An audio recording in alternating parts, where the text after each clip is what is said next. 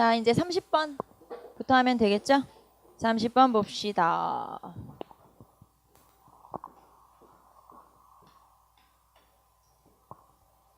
자, 다음 문화유산을 남긴 왕조에 대한 설명으로 가장 옳은 것. 자, 첫 번째 사진은 석등. 두 번째 사진은 부처 두 명이 나란하게 앉아있죠. 이불병좌상. 자, 석등 그리고 이불병좌상이에요.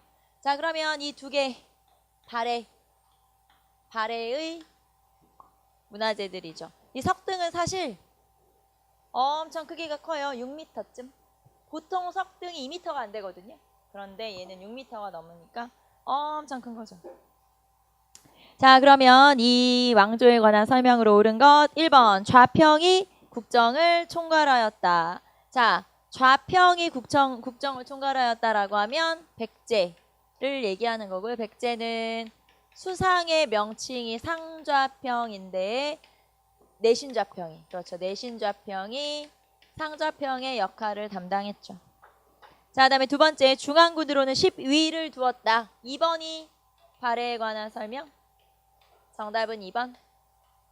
3번 12목의 지방관을 파견했다. 이건 좀 멀리 가네요. 이건 어느 왕 때? 이거는 고려죠. 고려 성종 때. 자, 상대 등이 귀족회의를 주관하였다. 신라죠 뭐. 신라 상대와 하대가 되겠죠. 뭐 이제 귀족회의는 뭐 상대 중대 하대 다 주관했겠지만 이제 힘이 세진 건 상대하고 그 다음에 하대가 힘이 세죠. 자, 정답은 2번 찾으면 되겠네요. 31번 발해에 대한 설명으로 옳은 것만 모두 고르면 자, 인한, 대흥 등 독자적인 연호를 사용했다. 자, 그러면 인한 연호는 어느 왕 때 거예요? 기억. 자, 인한 연호는 어느 왕 때? 무왕 때의 연호. 자, 그 다음에 대흥 연호는 문왕 때의 연호죠. 그래서 무왕과 문왕 때의 연호구나. 자, 이렇게 발해는 독자적인 연호를 사용했죠. 자, 그 다음에 니은, 이런 독자적인 연호를 사용했다는 건 중국과 대등하다라는 걸 나타내는 거고요. 니은 봅시다. 중앙관제로 당과 비슷한 삼성육부제를 시행하였다. 자, 니은, 당나라와 비슷하게 삼성육부제를 실시하죠. 자, 당의 제도를 모방해서 삼성육부 체제를 시행했지만 독자적으로 운영했다라는 걸 알 수가 있죠. 당의 제도를 모방해서 시행했지만 독자적으로 운영했다. 자, 그러면 이렇게 독자적으로 운영했다는 증거가 뭐가 있냐? 자, 첫 번째 정당성 중심으로 운영되죠. 자, 당나라에서는 중서성이 가장 핵심 부서였는데 당나라로 치면 상서성에 해당하는 관청이 발해에서는 정당성이에요. 그러니까 당나라에서 중요하게 여기는 관청이 아니고 우리나라에서만 따로, 발해에서만 따로 중요하게 여기는 관청이 있었다는 거죠. 그게 바로 정당성이에요. 그래서 정당성 중심으로 운영했다라고 하는 것도 독특한 점. 두 번째는 좌사정, 우사정이라고 하는 게 있었어요.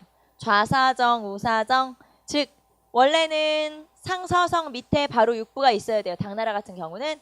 그런데 정당성 밑에 다시 좌사정이 있고 우사정이 있고 그 밑에 육부가 있어요. 그러니까 이렇게 좌사정, 우사정이라고 하는 중간 관리 기구가 따로 있다는 거죠. 그리고 얘는 두 개로 이루어져 있으니까 이렇게 두 개로 있으면 무조건 이원적 구조 또는 이원적 체제라고 표현하죠.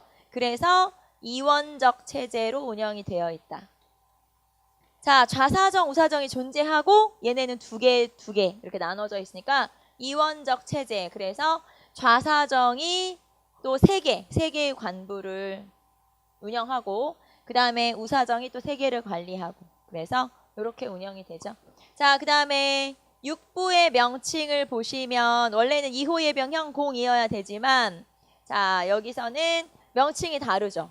충인, 의지, 예신 이렇게 되어 있죠. 자, 그래서 이거는 유교 정치 이념을 받아들였으니까 유교 이념을 받아들였음을 알 수 있죠. 유교적 이념을 수용했다 이렇게 볼까요? 자, 그래서 이런 것들이 발해가 당을 모방했지만 독자적으로 운영한 증거가 되겠죠. 자, 그러면 니은 맞는 설명이고요. 디귿. 동해안을 따라 신라에 이르던 교통로를 신라도라 하였다.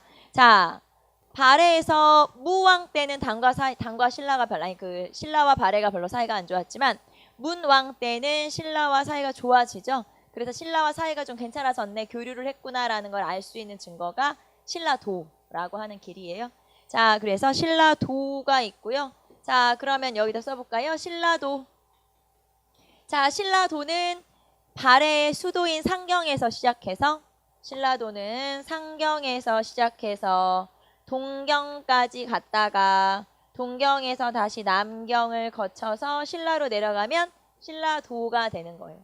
상경이라고 하는 가장 오랫동안 수도였던 도시에서 동경으로 갔다가 동경에서 남경으로 내려갔다가 다시 내려가죠. 동경은 지금의 블라디보스토크쯤 되고요. 그 다음에 남경은 지금의 함경남도쯤 되거든요. 그래서 그 지역으로 내려오면 신라도가 되는 거죠.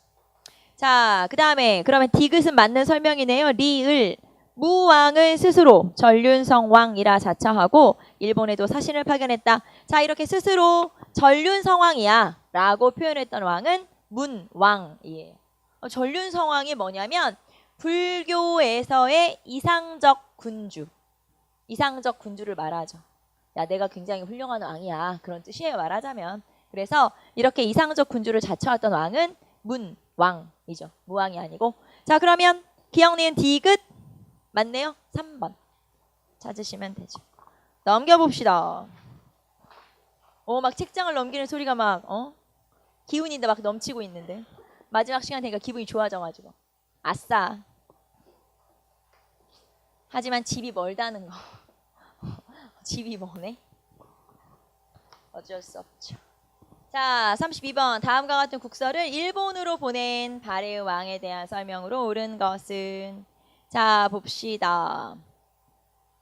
발해 왕의 아래입니다. 산하가 다른 곳이고 국토가 같지 않지만 어렴풋이 풍교 도덕을 듣고 우러르는 마음이 더할 뿐입니다. 공손히 생각하건대 대왕은 천재의 명을 받아 일본에 기틀을 연 이후에 대대로 명군의 자리를 이어 자손이 번성하였습니다. 발해왕은 황송스럽게도 대국을 맡아 외람되게 여러 번을 함부로 총괄하며 고려의 옛 땅을 회복하고 부여의 습속을 가지고 있습니다. 자, 그러나 다만 너무 멀어 길이 막히고 끊어졌습니다. 어진이와 가까이 하며 우호를 맺고 옛날에 예를 맞추어 사신을 보내어 이웃을 찾는 것이 오늘에야 비롯하게 되었습니다. 그러니까 우리가 발해를 지금 이렇게 성장을 시키고 있는데 이제서야 연락해서 미안 이런 내용이네요. 잘 지내보자 이런 내용이네. 자, 여기서 고려의 옛 땅을 회복하고 부여의 습속을 회복했다라는 표현에서는 고려 아니고 고구려라는 거 알고 있죠, 여러분? 그래서 5번째 줄에 고려의 옛 땅을 회복하고 부여의 습속을 가지고 있습니다라고 하는 건 결국에는 고구려의 옛 땅에 나라를 세웠다 이런 얘기죠. 자, 그래서 우리는 부여도 계승하고 있고 고구려도 계승하고 있어 이렇게 표현하고 있네요.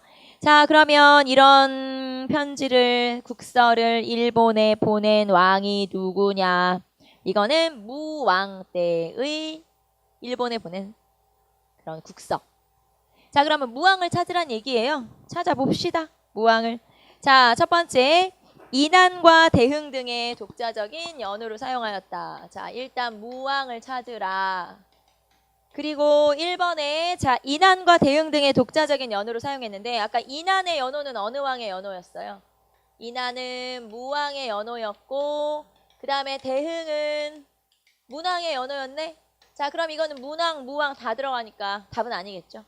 자, 그래서 1번은 틀렸고요. 2번 수도를 동경에서 상경으로 옮겼다. 자, 수도를 동경에서 상경으로 옮겼다. 이거는 성왕이에요. 성왕. 성왕은 8세기 말. 자, 그러면 참고.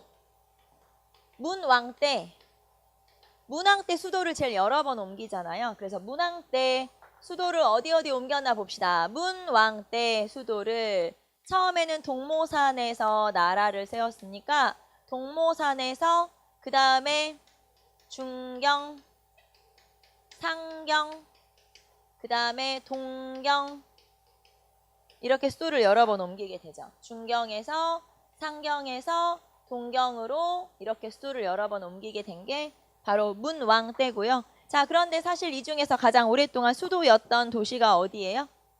어디냐면 상경이죠. 가장 오래 수도였던 도시가 상경이야. 그런데 어디까지 가버렸어요? 동경까지 가버렸어. 그러면 돌아와야 되겠네?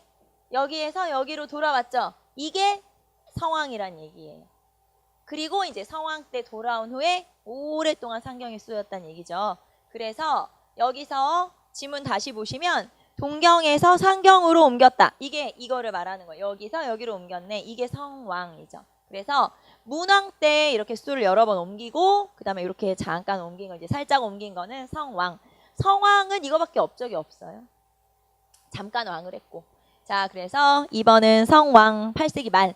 자, 그 다음에 3번 신라와 국경을 접할 정도로 넓은 영토를 차지했다. 자, 최대 영토를 확보한 왕은 누구예요?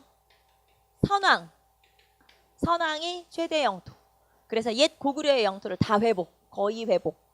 자, 그 다음에 4번 장문유로 하여금 수군을 거느리고 당의 산동지방을 공격하게 하였다. 네, 흑수말갈 때문에. 그쵸, 흑수말갈 때문에 당이랑 사이가 좀 나빠져가지고 당나라를 공격시켰는데 공격을 하라고 했는데 그때 수군이 장문유였어요. 수군 장군이 장문유였고 장문유로 하여금 산둥반도의 덩저우 등주 지방을 공격하게 하였다라는 거죠. 그래서 이 등주의 자사 위준을 죽였다 이런 얘기가 나오죠. 자, 그러면 당나라 열받았죠. 공격받아서. 그래서 신라를 부추겨요. 신라한테 야 니네가 발해 좀 공격해줘. 그래서 이때 성덕왕 때 신라 성덕왕이에요. 그때 신라를 공격했으나 실패. 폭설 때문에 실패. 추워서. 그래서 실패했다. 그러니까 무왕과 신라 성덕왕은 같은 시기 왕이구나 이렇게 생각하시면 되죠. 그 다음에 문왕과 이제 경덕왕 때가 이제 비슷한 시기고 그렇게 보시면 돼요. 자, 어쨌든 정답은 4번 무왕 체크하시면 되죠.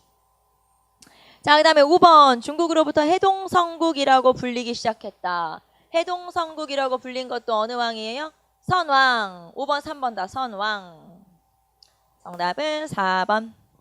자, 33번 다음 자료에 해당하는 국가에 대한 설명으로 옳지 않은 것은 33번. 처음에 왕들이 자주 학생들을 보내어 장안의 태학에 가서 고금의 제도를 배우도록 하였는데 지금에 이르러 해동성국이 되었다. 땅에 오경 15부 62주가 있었다. 해동성국만 봐도 알 수 있겠네요. 해동성국이니까 어느 나라에 관한 설명? 발해에 관한 설명. 발해를 찾아라. 자, 그럼 1번. 당과 비단, 서적, 공예품 등을 교역하였다. 네? 네. 네, 맞죠. 맞는 설명이죠. 그래서 당과 이런 것 등을 교역하였다. 그러면 뭐 굳이 한번 찾아볼까요? 발해랑 그 다음에 당나라랑 교역한 물품만 한번 간단. 여기는 그냥 당과 비단, 서적, 공예품이라고 되어 있으니까 자, 당나라에서 발해한테 팔았던 건 뭘까요? 당나라는 일단 중국이잖아요. 중국에서 기본적으로 잘 만드는 뭐 비단, 서적, 도자기 뭐 이런 거 있잖아요. 자기 뭐 이런 거 있죠. 그래서 비단이나 서적이나 이런 거. 자, 그 다음에 발해에서 당나라에 팔았던 건 모피. 그 다음에 뭐 인삼, 불상 뭐 이런 거.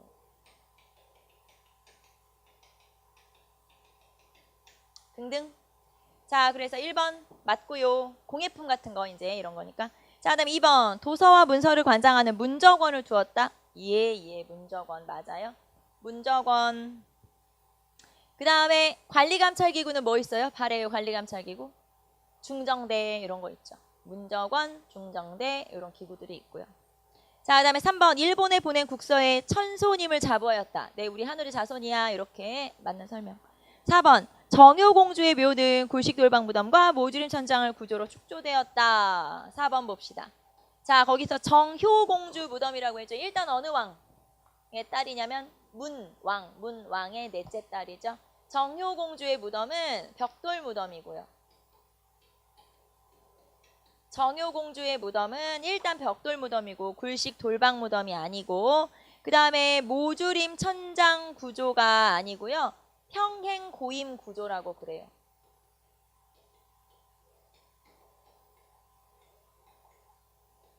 평행 고임 구조. 여러분 다 표정이 뭐예요 저거는? 표정. 갑자기 동시에 모든 사람이 다 지금 저를 쳐다본 거 알아요? 보통 이렇게 필기도 하고 저를 봤다가 책도 봤다가 하잖아요. 금방 제가 이렇게 쓰니까 다 저를 쳐다봤어요. 뭐지? 저런 건 뭐지? 평행 고임 구조라고 해서 이게 살짝 발해와 아니 그 당나라와 고구려를 좀 약간 섞은 그런 선장 구조가 있어요. 그런 걸 평행 고임 구조라고 하는데 이 벽돌 무덤, 정효공주 무덤에 등장하는 선장 구조예요. 그래서 평행 고임 구조로 되어 있다. 자, 그러면 일단 정효공주는 벽돌 무덤이고 이 벽돌 무덤은 어느 나라 양식인 거죠? 당나라 양식인 거죠. 그래서 이건 당의 구조를 나타내고 있기 때문에 일단 정답은 4번이 틀린 거구나 알 수 있죠. 정답은 4번. 자, 34번으로 갑시다. 고대의 경제. 고대의 경제. 자, 다음 중 통일신라 시대 사회와 경제 관련 내용으로 가장 옳지 않은 것은 자, 1번 신문왕은 관료전을 지급하고 노급을 폐지하였다. 자, 일단 신라 중대. 오늘 신라 중대라고 하면 안 되겠죠? 통일신라. 자, 통일신라 시대의 토지제도. 통일신라 시대의 토지제도라고 하면 되겠죠? 자, 일단 신문왕 때 관료전을 지급하고 그 다음에 노급을 폐지하죠. 관료전을 지급하고 노급을 폐지하는데 자, 이 중에서 혜택이 많은 토지는 어떤 거예요? 귀족한테 혜택 많이 주는 토지? 이거는 노급이죠. 노급이라고 하는 토지는 관료전과 거의 비슷하긴 하지만 하나 더 갖는 게 뭐냐면 노동력 징발의 내용이 들어있죠. 그래서 여기서는 노동력 징발을 할 수 있는 토지가 노급. 하지만 관료전은 노동력 징발을 할 수 없는 토지. 말하자면 혜택이 더 많은 토지가 노급인데 그걸 없애버렸어요. 귀족한테 혜택을 더 많이 주는 토지를 없애버리고 혜택 조금 주는 토지를 나눠준 건 즉 누구의 힘이 세구나. 왕권이 세구나 라는 걸 알 수가 있죠. 그래서 신문왕 때는 관료전 지급 노급 폐지. 자, 그 다음에 성덕왕 때는 백성한테 정전을 나눠주게 되죠. 그래서 정전 지급 백성에게 정전 지급. 자, 하지만 얼마 안 돼서 경덕왕 때는 다시 노급이 부활되죠. 자, 노급이 부활됐다는 건 뭐는 없애버렸다는 뜻이에요. 관료전은 폐지. 그래서 여기처럼 관료전은 폐지됐다. 자, 노급 부활과 관료전은 동시에 나타난 일이고 관료전 폐지는 요게 먼저예요. 요게 몇 년 먼저? 그 다음에 노급 폐지. 그래서 순서대로 하면 관료전 지급이 1번, 그 다음에 노급 폐지가 2번, 정전 지급이 3번, 노급 부활이 4번 이렇게 순서대로 나오는 경우도 있으니까 또는 이게 빈칸일 수도 있죠. 관료전, 노급, 정전 이런 거를 빈칸으로 낼 수도 있다라는 거 알 수 있죠, 여러분. 자, 그래서 통일신라의 토지제도 변천 알아두시면 되고요. 자, 그러면 지문 한번 봅시다. 자, 1번 신문왕은 관료전을 지급하고 노급을 폐지했다. 예. 2번 성덕왕 때에는 일반 백성들에게 정전을 지급했다. 오케이. 3번 헌강왕 때에는 노급이 부활되고 경덕왕 때에 관료전이 폐지되었다. 둘 다 경덕왕. 그래서 3번이 정답. 3번이 틀린 거죠. 4번 일본 정창원에서 발견된 신라 촌락문서는 서원경 부근의 4개의 촌락을 대상으로 한다. 자, 일본 나라현 동대사 정창원에서 발견된 민정문서, 촌락문서. 자, 여기에서 여러 가지 조세와 관련된 기록들이 나와 있죠. 자, 그런데 여기에서 발견된 지역, 여기서 이제 기록이 발견된 지역은 서원경 부근의 4개의 촌락이거든요. 그럼 여기서 서원경은 지금 어디? 청주. 네, 청주의 근처라고 보시면 돼요. 청주와 그 근처. 자, 그래서 서원경 부근의 4개의 촌락에 대한 기록이 남아있는 거죠. 자, 그러므로 정답이 틀린 거, 옳지 않은 거 정답은 3번 찾으면 되죠. 자, 그 다음에 35번 시행 순서대로 바르게 나열한 것은 나왔어. 요거 체크 한번 쭉 해보면 되겠죠? 자, 처음으로 백성에게 정전 지급 성덕왕. 문무 관료전을 지급하되 차등을 두었다. 즉 관료전 지급 신문왕. 그 다음에 여러 내외관의 월봉을 없애고 다시 노급을 주었다. 노급 부활 경덕왕. 그 다음에 여러 내외관의 노급을 혁파하고 노급을 없앴네요. 매년 조를 내리되 차등 있게 하여 이로써 영원한 법식을 삼았다. 노급을 없앴어요. 그러면 언제? 신문왕. 자, 그런데 이거 순서대로 하면 둘 중에 뭐가 먼저라고 했죠? 관료전 지급이 먼저, 노급 폐지가 나중. 그래서 1번, 2번, 3번, 4번 딱 순서대로. 자, 정답은 1번. 이렇게 찾으시면 되죠.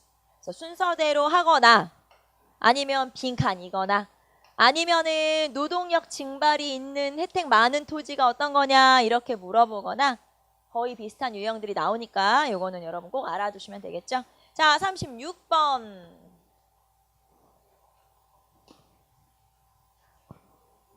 고대의 사회로 넘어갑시다. 자, 36번 다음은 삼국시대 어느 나라의 사회 모습에 대한 내용이다. 이 나라에 대한 설명으로 가장 적절하지 않은 것은 36번 봅시다. 이 나라 사람은 상무적인 기풍이 있어. 상무적이 뭐냐면 싸우는 걸 잘하고 좋아하는 그런 뜻이야. 싸우는 걸 좋아하는 이런 뜻이거든요. 상무적인 기풍이 있어. 말타기와 활쏘기를 좋아하고 관리가 뇌물을 받거나 국가의 재물을 횡령했을 때는 세배를 배상하고 죽을 때까지 금고형에 처했다. 자, 뇌물을 받거나 재물을 횡령했을 때는 세배를 배상하고 죽을 때까지 금고형에 처했다. 우리나라도 이랬으면 좋겠다. 그쵸?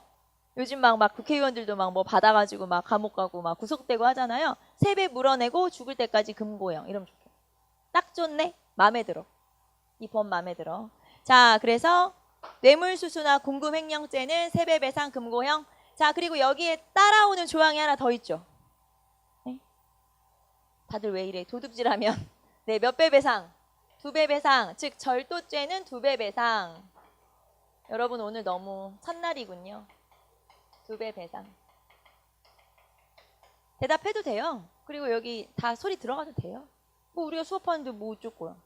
왜 우리 마음이지, 그렇죠? 상관없어요. 자, 그래서 여러분 2배 배상. 자, 그리고 유배 보낸다. 자, 도둑질하면은 2배 물어내라. 그리고 유배 보내. 자, 요게 이제 같이 나오는 요 내용과 같이 나오는 내용이죠. 자, 그럼 이 나라는 어디예요? 백제. 자, 그러면 백제에 대한 모습으로 옳지 않은 거. 자, 1번. 지배층으로는 왕족인 부여씨와 팔성귀족이 중심 세력이었다. 예. 자, 왕족의 성씨는 부여씨. 그 다음에 나머지 팔성 귀족들이 있어요. 뭐 해씨, 진씨, 뭐 사씨, 뭐 이런 팔성 귀족이 있고요. 진씨 뭐 이런 귀족들이 왕귀족이기도 하고 뭐 중요한 건 아니지만 팔성 귀족. 자, 2번 귀족 합의기구로는 제가회의가 있다. 우리 아까 이거 했는데 귀족 회의기구로는 뭐가 있죠? 정사함회의가 있죠. 호암사에는 정사함이라는 바위가 있다. 거기에다가 재상 이름을 딱 적어서 갖다 놓으면 거기에 이제 빨간 점이 찍혀 있다. 체크가 돼 있다. 그래서 이걸 정사함 회의를 한다. 이런 내용이 있죠. 자, 그래서 합의기구로는 정사함 회의가 있다. 제가회의는 신라 거고요. 아니, 제가회의는 신라래. 고구려. 자, 그 다음에 3번. 지배층에서 투호와 바둑, 장기를 즐겼다. 이거는 고구려하고도 거의 비슷해요. 그리고 예전에 이런 옛날에 귀족들이 주로 즐기는 귀족의 문화라고 볼 수 있죠. 자, 그다음에 가늠한 여자는 남편 집에 노비로 삼았다. 네, 이게 좀 제일 재밌는 거죠. 자, 가늠한 여자는 남편 집에 노비로 전락하게 된다. 자, 그리고 여자에 대한 처벌 규정이 센 거는 당연히 가부장적 사회라는 거죠, 또. 자, 정답은 2번 찾으시면 되겠네요. 자, 그다음에 37번 여러 국가들에 대한 설명 봅시다.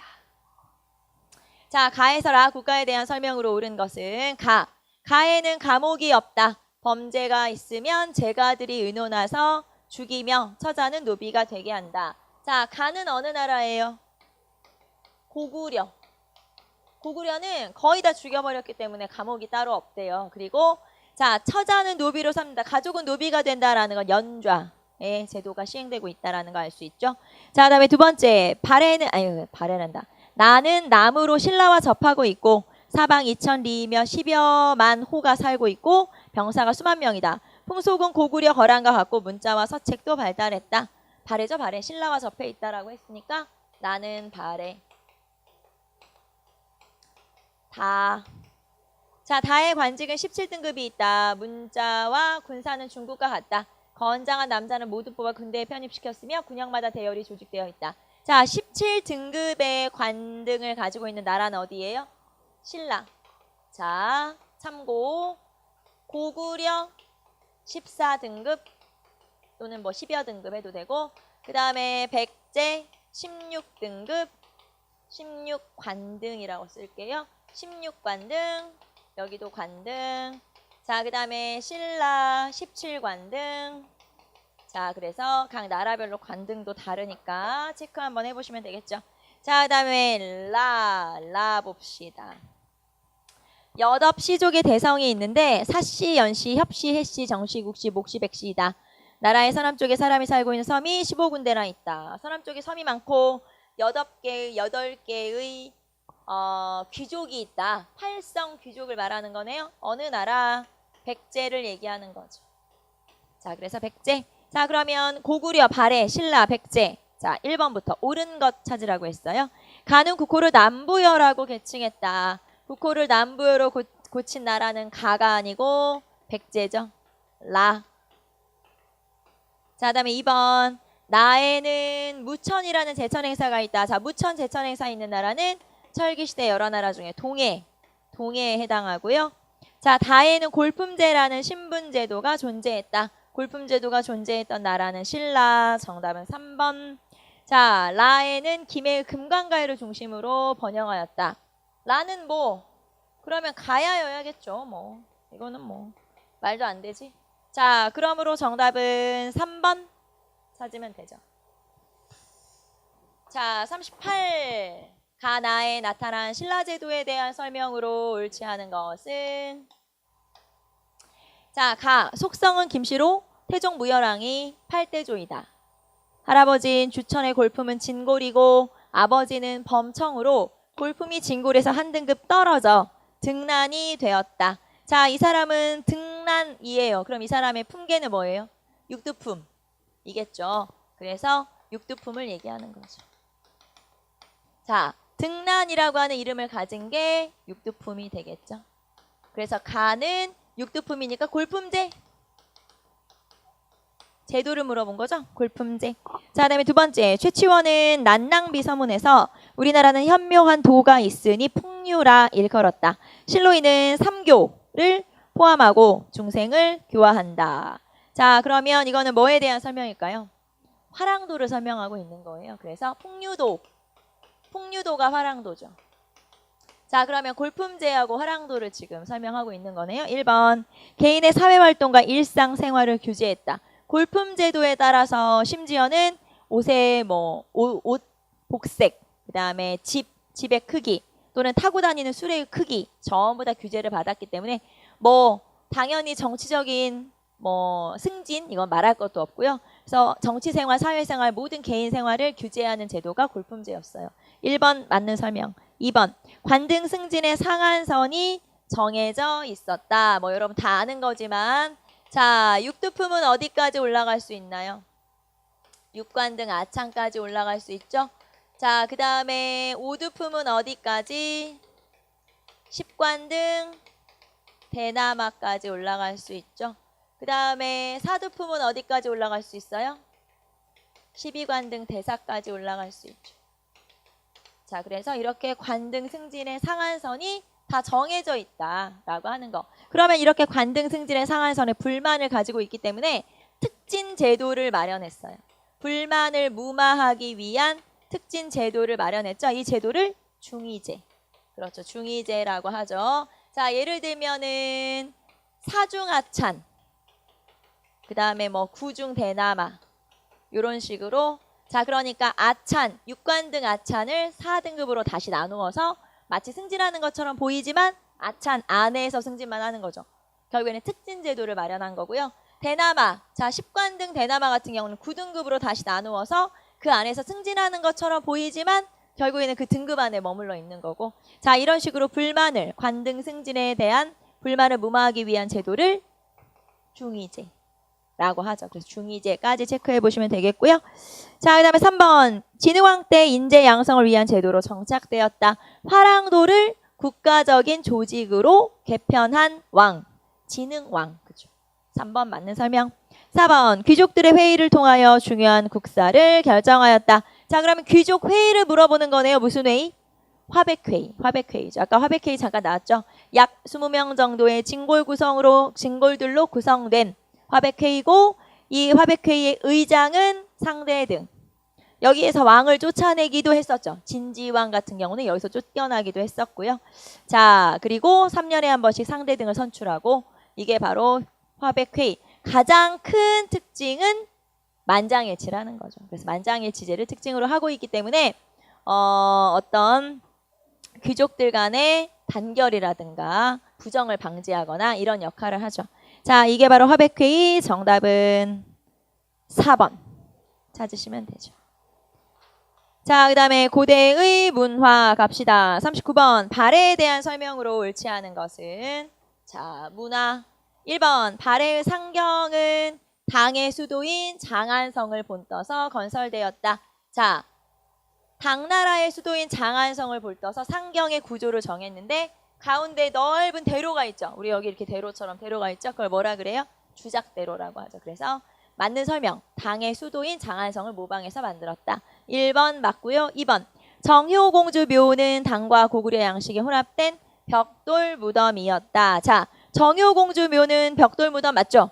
그리고 아까 천장 구조는 고구려랑 살짝 섞였다고 했죠. 그래서 고구려 양식이 혼합된 그런 무덤이다. 맞는 설명이에요. 3번. 정혜공주 묘는 고구려 고분의 모주림 천장을 가지고 있는 굴식 돌방 무덤. 네, 맞는 설명. 자, 그래서 이렇게 보시면 되겠죠.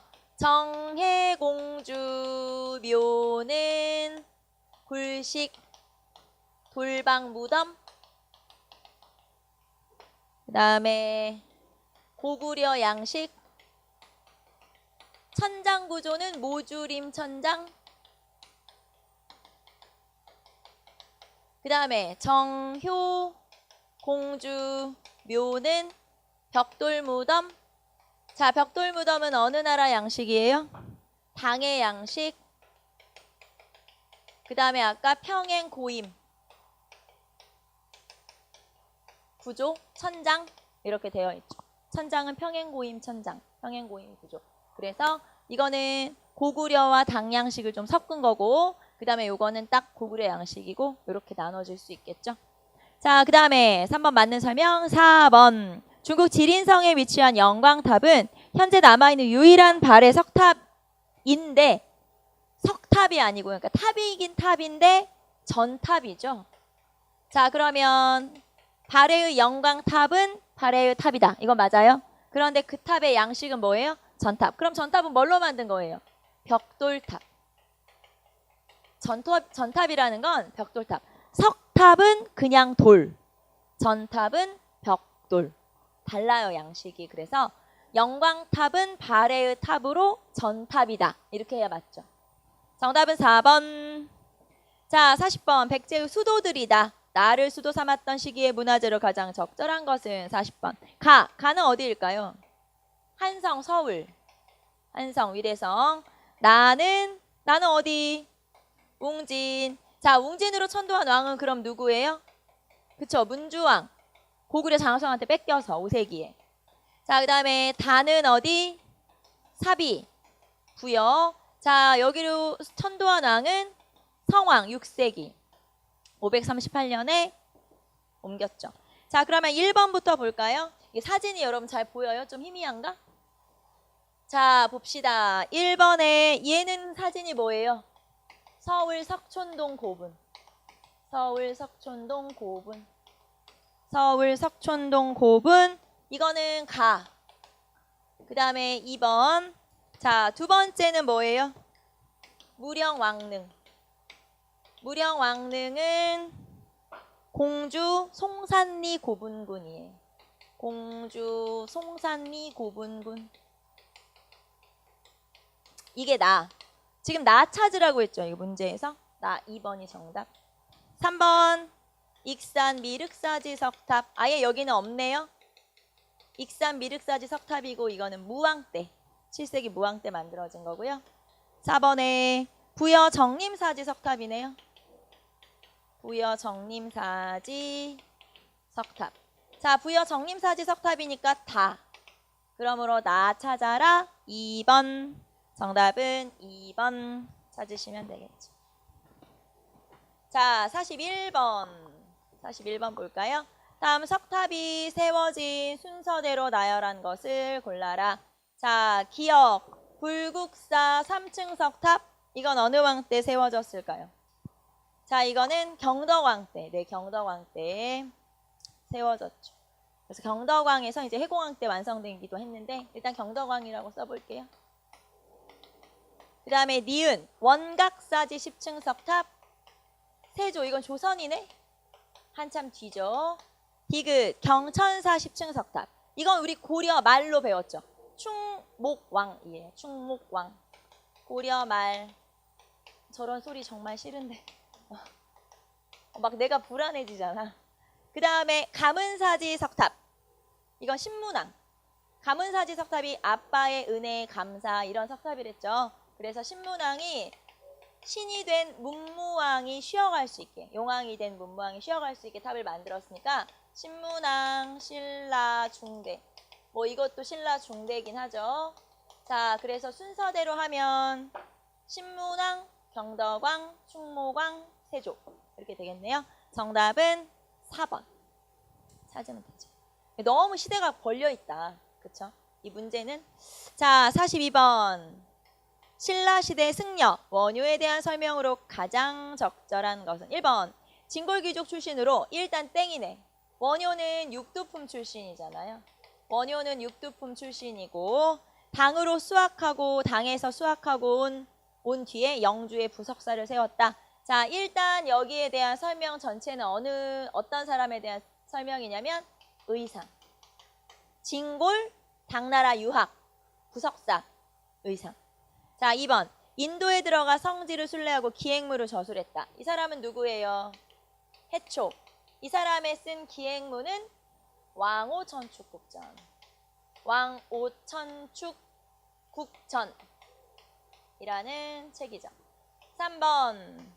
대중에게 나무 아미타불을 연불하면 극락에 간다고 주장하였다. 네, 이게 아미타 신앙이죠. 아미타 신앙, 그 다음에 정토종. 자, 이게 딱 원효에 관한 설명이네요. 아미타 신앙, 정토종. 이거는 이제 불교를 대중화시킨 이론인 거죠. 3번이 원효. 4번. 왕에게 건의하여 황룡사 9층 목탑을 건립하게 하였다. 선덕여 왕 때죠, 이거? 자장. 네. 자장이라는 승려죠. 그래서 원효에 관한 설명으로 알맞은 것 3번 찾으시면 되죠. 자, 43번. 자, 원효는 승려에 대한 설명 중 적절하지 않은 것이니까 틀린 거 찾아봅시다. 1번. 원효는 다른 종파들 간의 사상적 대립을 조화시키고 분파의식을 극복하기 위해 신문화쟁론을 저술하였다. 자, 원효의 이론 중에서 종파융합. 자, 이게 화쟁사상이죠. 일심사상의 바탕을 둔 화쟁사상이고 이 화쟁사상을 나타낸 책을 썼어요. 10개의 문장으로 화쟁사상을 설명한 신문 화쟁론이라는 책을 썼죠. 1번 맞고. 2번. 의상은 화엄일승 법계도를 저술하여 화엄사상을 정립했고 일즉다 다즉일의 원융이 조화를 이룬다라는 뜻이거든요. 원융사상으로 지배층과 피지배층의 대립이나 지배층 내부의 갈등을 지향하는 사회통합의 논리를 제시해서 전제왕권 확립에 기여한 거예요. 이렇게 다 통합을 시켜야지 이게 이제 왕권 확립에, 전제왕권 확립에 기여한 거죠. 자, 그러므로 2번 맞는 설명. 3번. 해초는 인도와 중앙아시아 등의 성지를 순례하고 왕오천축국전을 남겼다. 예. 자, 그 다음에 4번. 진표는 당에서 현장으로부터 유식학을 전수받아 독자적 유식학파를 세웠다. 자, 4번에 유식 불교 나오면 무조건 누구라고 했죠? 원칙이라고 했어요. 유식불교 나오면 원칙이다. 그래서 원칙이 유식불교의 대가로서 유식불교의 대가인 규기와 논쟁을 할 정도로 굉장히 유식불교의 대가를 어떤 일가를 이룬 사람이다라고 했고요. 그럼 여기 나오는 진표는 누구예요? 자, 진표라고 하는 사람은 경덕왕 때쯤 김제 금산사에서 자, 법상종을 개창한 사람이에요. 그래서 진표는 법상종 개창. 우리가 불교 5교 중에 하나가 바로 법상종이잖아요. 그게 바로 진표. 자, 그래서 정답은 4번 찾으시면 되겠죠. 자, 한 장 넘기시면 뭐가 나오나요? 중세가 나오죠? 중세는 다음 시간에 이어서 하도록 합시다. 자, 두 문제 미달. 하지만 여러분 거의 이제 이런 식으로 한 45문제 정도라고 생각하시고요. 그 정도 여러분 미리 한번 풀어보시면 되니까 복습 한번 해보시고 자, 우리는 다음 시간에 봅시다. 수고하셨습니다.